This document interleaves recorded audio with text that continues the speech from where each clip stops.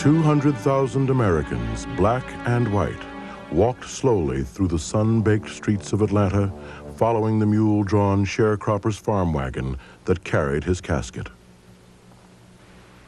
In the aftermath of King's death, riots broke out in over 100 cities. Tens of thousands were arrested.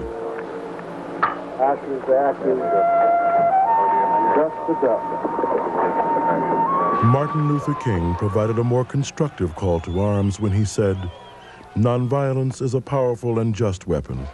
It is a weapon unique in history, which cuts without wounding, and ennobles the man who wields it. It is a sword that heals." With America still immersed in violence and injustice, what has survived of the legacy of Dr. Martin Luther King? In 1955, before Martin Luther King entered public life, in much of the United States, Americans of African descent could not even vote. King's work had made it possible for Edward Brooke to be elected the first black U.S. Senator. In 1967, Thurgood Marshall was sworn in as the first black Supreme Court Justice. That same year, Carl Stokes and Richard Hatcher were elected the first black mayors of major U.S. cities. In 1968, Shirley Chisholm became the first African-American woman elected to Congress. In 1992, Carol Moseley Brown became the first black woman elected to the United States Senate. But if this seems like too little too late, remember that the legacy of Dr. King remains a call to personal action for profound and immediate positive change.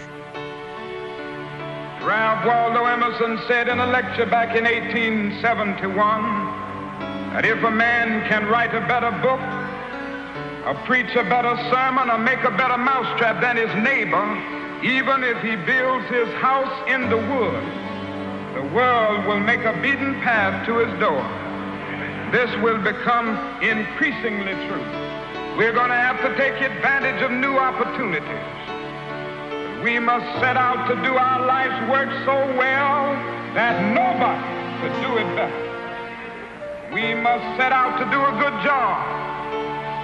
We must not seek merely to do a good Negro job. If you were setting out to be merely a good Negro doctor, or a good Negro lawyer, a good Negro teacher, a good Negro preacher, or a good Negro skilled laborer, a good Negro barber, a good Negro beautician, you have already flunked your matriculation exam for entrance into the University of Integration. We must get ready.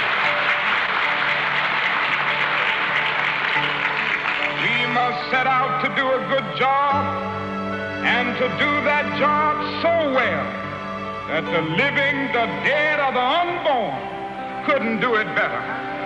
As I've said so often, if it falls your lot to be a street sweeper, go on out and sweep streets like Michelangelo carved marble, sweep streets like Raphael painted pictures, sweep streets like Beethoven composed music, and like Shakespeare wrote poetry.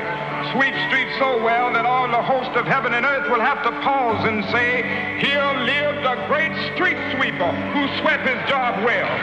This is it.